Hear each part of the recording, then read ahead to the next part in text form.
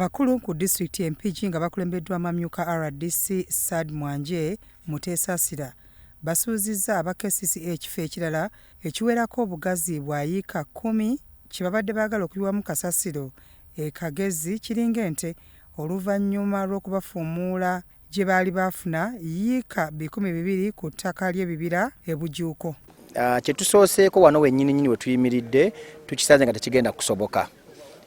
Ekifo kyennyini kyali gazetted nga kya ttaka abaali bakola oluguudo lwa express abachina nga tekyali kya kasasiro.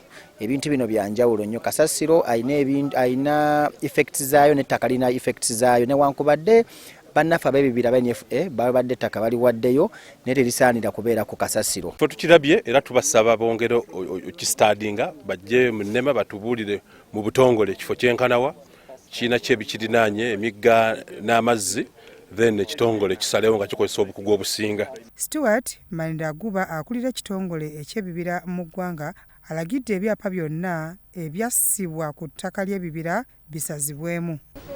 Minati gye baagaba ng'ekola ebyapa bino bagisazeemu ebyapa bino bibe nga tebikyalina effect yonna. Bakkirize nti baabigaba mu bukyamu era minati eyo esazibwemu nga district.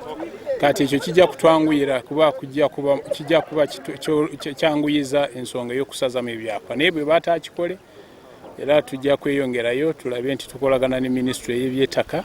David Okuruti Commissioner okuva mu Ministry y'ebyamazzi n'obutonde akanze kwegayirira abakulu bano baleke KCCA ekozesa ekifo kino naye nga buteerere. Problem.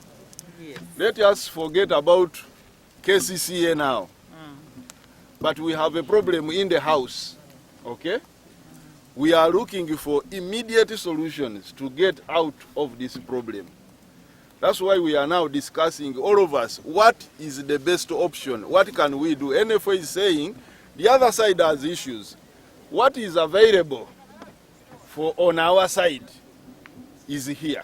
Nga tebannaba kulambula ttaka lino abakulu okuva mu KCCA, NEMA ne NFA, Ministry y'amazzi n'obutonde saako n'abakulira disitulikiti y'empigi basoose kwevumba kafubo ng'eno amyuka atwala ebyobulamu mu KCCA James Kumbere gy'asinzidde ne yeegaana ebyokulirwa kasasiro ku ttaka ly'ekibira Ensujju Mpore ekijja akulira abakozi empigi Edith Namayega wamu n'abakulembeze abalala mu mbeera.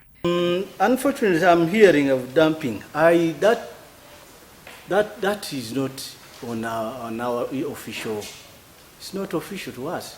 Maybe these are people who are running here and there because it's not the first, but not as official. We want to guide, but we want to guide an honest entity. Can you be honest to us? If we are really to come up with a solution as entities. That's the bakulembeze bengejinga bategere okulu w'ensonga bategeze abantu baabwe. Ne muleta mu kwata balata you will see. Baja koche motoka abantu omuntu afiirewo mu byokusaaga ngensonga mugikutte Leslie. Abakulembeze b'ennyamivu olwa KCCA okuyiwa kasasiro mu bitundu byabwe nga tebafunye lukusa. So can we get clarity on how the land feel will be, even the land ownership? You sounded as if you are not certain whether you have the land or not, and you sounded as if you wanted to do this thing illegally during the festival season so that we come back when you have the garbage. So as we think of all these things, yes, we need to get a solution to the west in the city, but I don't think going for forest reserve and wetlands is the best solution. Let us plan properly. Yes, we've talked about 200 acres of land.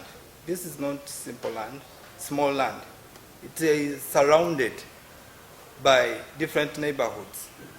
How are we impacting that area? Bya Mutale mwa Kizito Vincent, Salt TV, Omunnyo.